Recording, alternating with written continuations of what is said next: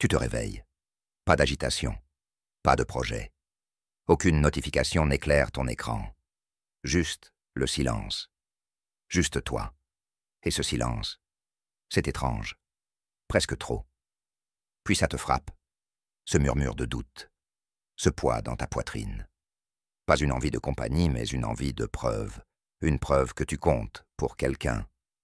C'est à ce moment-là que la plupart des hommes s'emballent. Ils prennent leur téléphone. Ils envoient des mots d'SMS à quelqu'un qu'ils ne devraient pas. Ils font défiler les distractions à la recherche d'une lueur de connexion parce qu'on nous l'a appris. Le silence signifie que quelque chose ne va pas.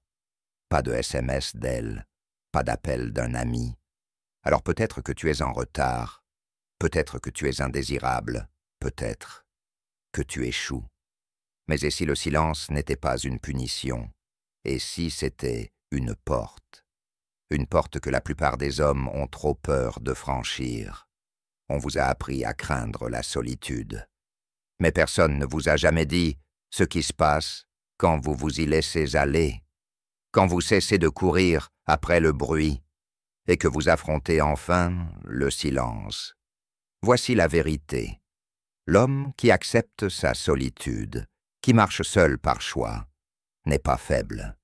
Il est dangereux, parce qu'il construit quelque chose que personne ne voit, quelque chose d'intérieur, quelque chose d'inébranlable. Premier, la peur du silence. Quand vous vous retrouvez assis seul dans le noir, loin de toute distraction, ce n'est pas l'absence qui vous perturbe, c'est la soudaine présence de votre propre vérité. Le silence ne signifie pas le vide, c'est la confrontation. Le silence ouvre le coffre-fort à tous les regrets que vous avez enfouis au plus profond de vous, aux rêves que vous avez reportés et aux promesses que vous vous êtes faites, mais que vous n'avez jamais tenues. La version de vous-même que vous aviez juré d'incarner, les objectifs que vous avez abandonnés, les relations que vous avez laissées s'estomper, tout cela refait surface sans crier gare. À ce moment-là, la plupart des hommes paniquent et fuient, replongeant dans le bruit, les distractions ou les relations superficielles, juste pour éviter d'affronter les vérités inconfortables de leur propre histoire. Mais si vous choisissez de rester, de vous asseoir avec ce malaise, de respirer malgré la douleur, quelque chose d'extraordinaire se produit. Vous commencez à réaliser que ces voix obsédantes ne sont pas vous. Ce sont des échos de vieux scénarios, de croyances usées et d'échecs passés qui ne définissent plus ni votre présent ni votre avenir. Le silence dissipe les illusions et vous révèle qui vous êtes vraiment. Non pas les erreurs, ni la douleur, mais l'homme qui reste inébranlable malgré tout. Cette confrontation avec votre moi brut est le point de départ d'une véritable croissance, où vous passez de la fuite à la pleine possession de votre vie. 2. La désintoxication de l'approbation. La plupart des hommes ne se rendent pas compte qu'ils sont dépendants, non pas aux substances, mais à l'approbation. Ce besoin invisible se cache derrière la consultation compulsive de son téléphone, la mise à jour constante des réseaux sociaux et le besoin constant d'entendre « oui » ou de recevoir des likes et des messages.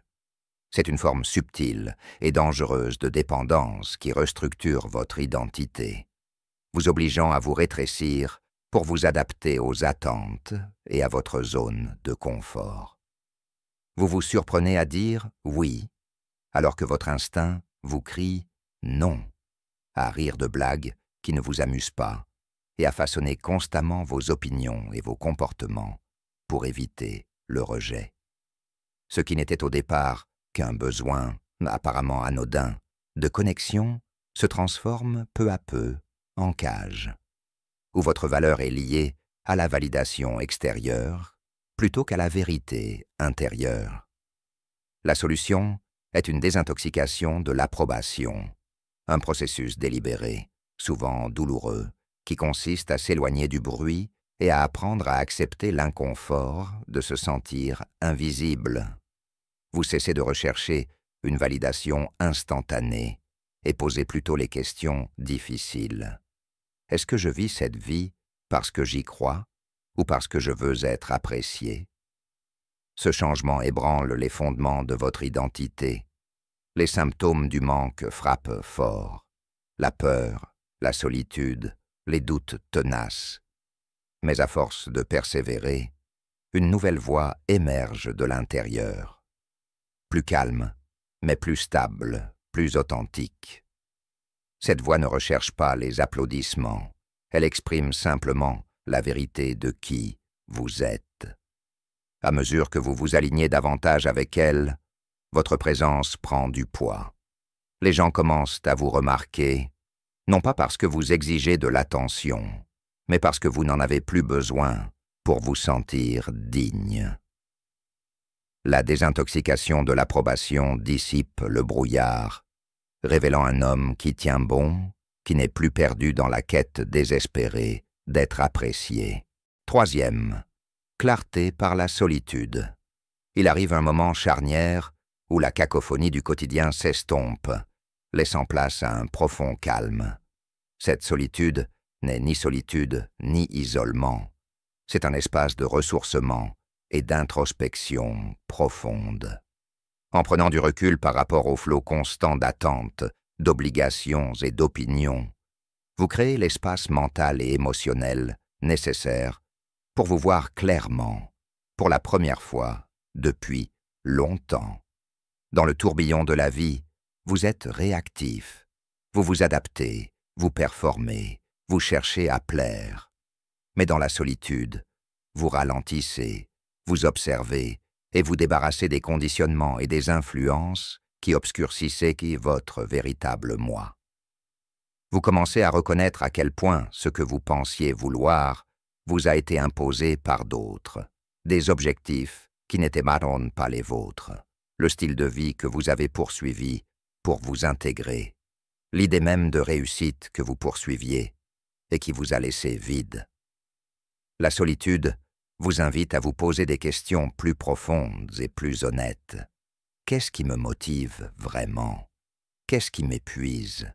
Qui suis-je quand personne ne me regarde? Et surtout, est-ce que j'aime cet homme?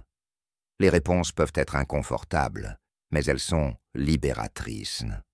Vous commencez à prendre des décisions, non pas basées sur la peur ou l'approbation, mais sur l'alignement avec votre moi authentique. Vous cessez de tolérer les relations toxiques, les liens superficiels et les activités qui ne vous correspondent pas. Les limites deviennent plus claires. Vous dites « non » sans culpabilité et faites de la place pour ce qui compte vraiment. La solitude aiguise votre concentration et vous ancre dans un but.